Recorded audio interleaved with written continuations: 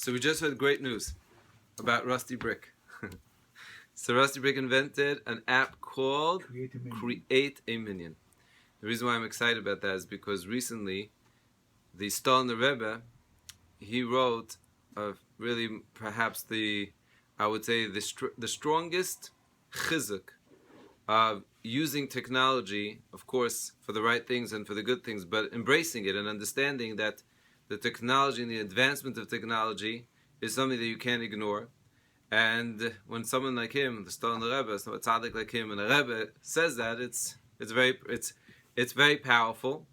And again, anyone that uses technology will say, we feel it, we know it. But of course, you need such a haskama. But at the same time, he wrote that he compares it to someone that drives a car. That means technology is an incredibly powerful tool, and as we see all the time, create your own minion. These videos, Baruch Hashem, the Torah that goes out, kosher food, kosher, all the things are out there. So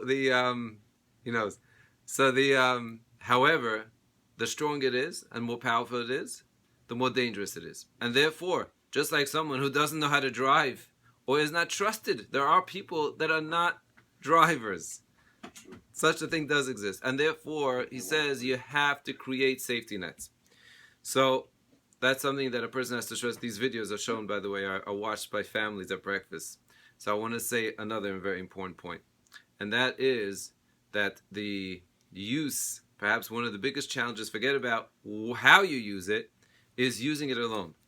Whether it's in shir, or whether you come home and you're sitting with your family, or you're sitting with your kids. And I'm the first to admit, is that if you come home and you're sitting with your son, and he finally says, I want to learn with you. And there you are with your phone, and then he goes, Amba. I'm like, oh, sorry, yes.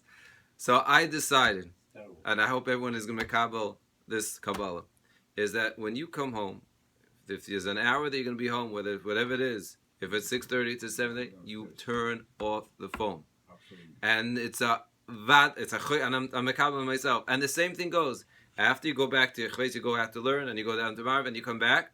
There's an hour designated that you're sitting with your wife, and the same thing. Otherwise, what happens is, and it's probably 99% of any home that has technology and phones, is that the wife and the husband are sitting and they're doing like this. And if they're speaking to each other, it's probably through text. That's today, and it's besides the fact that it doesn't create much harmony and connection, it also destroys the ability to communicate. And a lot of things that we want our kids to be able to communicate to each other, and be able to communicate, of course, to their spouses when they get married, and they see that our lack of communication exists, it carries over. So that's why I'm very excited that I wanted to speak about this. Now, this also connects to Hanukkah.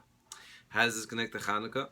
Is because one of the biggest questions in Hanukkah is why is it that today, for example, in a place like Monsey, Borough Park, places where we feel quite safe to do anything we want, we don't put the Ner Hanukkah outside of the house.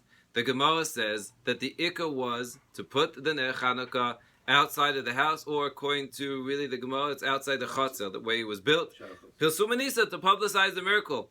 And this question becomes almost a novelty, and until I really went to the sugya with Rabbi Benji in the Sefer Minhag Yesod Torah, I didn't find really something that satisfied me. So it's a long shmooze. We're going to start it because I do want to get to the answer. The answer we'll get to, God willing, tomorrow. Connects to everything that I just spoke about, building the home inside. I'll let you think about it.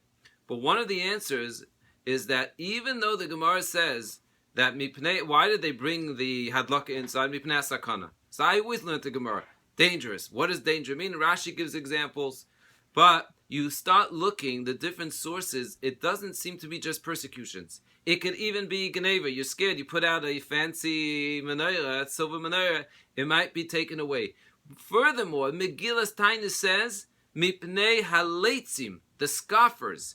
That means that if you look at the sources, you slowly see that the reasons are not so stark, they're not so very, very unbelievable persecutions. It's because of even small possibilities, and therefore, that's why the Adlaka was brought inside. Does that satisfy everyone? I'm not sure, but God willing, we're going to explain another explanation, God willing, tomorrow.